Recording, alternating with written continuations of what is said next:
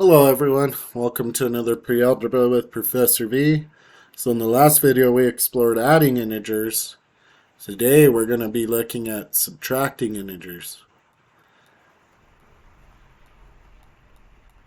And I have a really cool concept.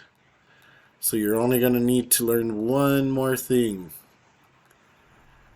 And then you will be able to apply the rules that we learned in addition. So the rule that you got to learn for this is actually going to be English and logic, okay?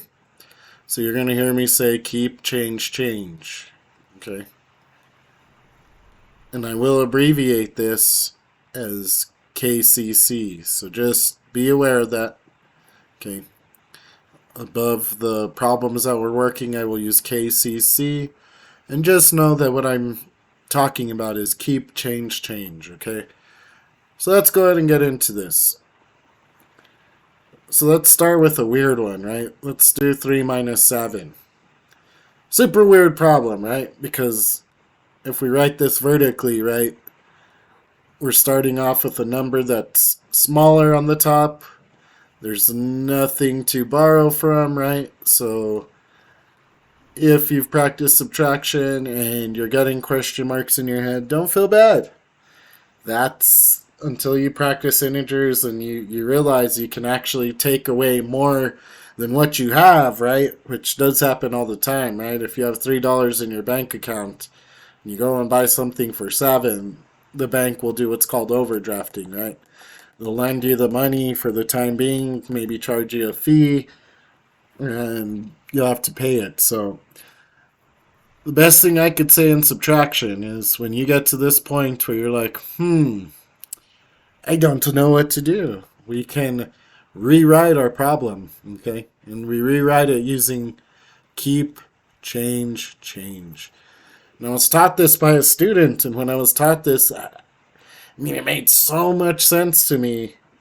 I still teach it to this day, so, I always love learning from students, And it was GEDs, so, we knew different things. So what keep means is leave the 3 alone, okay? Keep it. Change the minus to the opposite. So if you don't know that the opposite of minus is plus, you'll know now after this video, right? Now this is positive 7 here, right? So this changes to the opposite of positive 7, which is actually negative 7. So now that we have this, right, we can say, oh, I'm just subtracting. One's positive, one's negative, right? And up with 4. Well, I guess I don't need to do it horizontally, hopefully. This one's a little bit easier. But then, right, we know that there's 2 answers, so we can get positive 4, negative 4. Well, we only have 3 blue counters, right? The red counters will win, so negative 4. And if you think about this, right, you can subtract this, guys. I'm going to use my fingers. I know you can't see me, but 2, 1, 0, negative 1, negative 2, negative 3, negative 4. So instead of just stopping at 0, you keep going in the negative side. But anyways, we're going to keep change, change. So another variation we could probably see is 3 minus negative 7, right? So we could also see 3 minus negative 7. So I'm feeling confused, so I'm going to rewrite it. I'm going to use keep, change, change to rewrite this. So I keep the 3, change the minus to the opposite, plus, addition, and then I change the negative 7 to positive 7. And this will go ahead and equal 10. Positive, right? It's good old-fashioned addition. So wow, what a wonder rewriting this can be, right?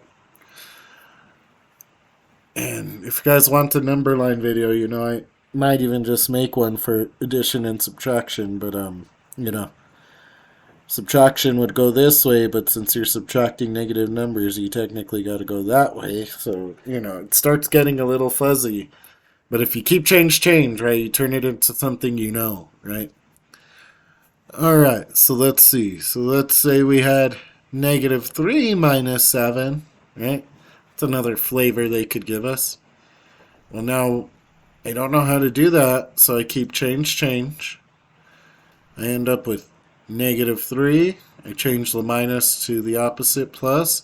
And then I change this 7 to the opposite of positive, which is negative. Now that they're both negative, if you remember the addition rule, right, we just simply add them, and then we keep the sign, so negative 10. And the last one we can see, right, is negative 3 minus negative 7. So everything's negative in this problem.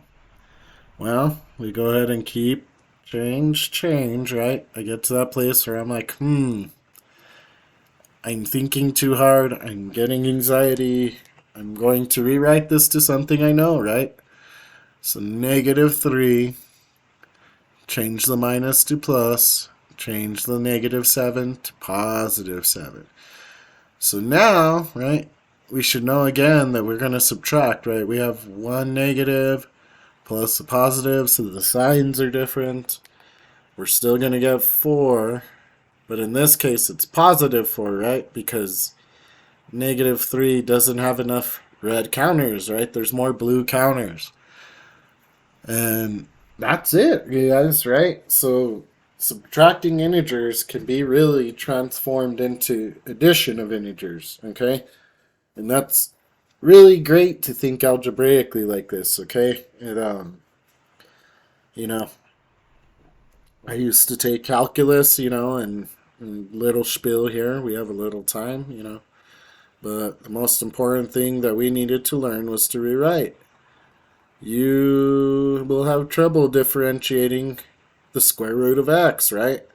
But you can rewrite that as x to the half, and then you could apply the rule which involves powers. So, rewriting things in math sometimes is like one of the biggest, most powerful tools you will ever have.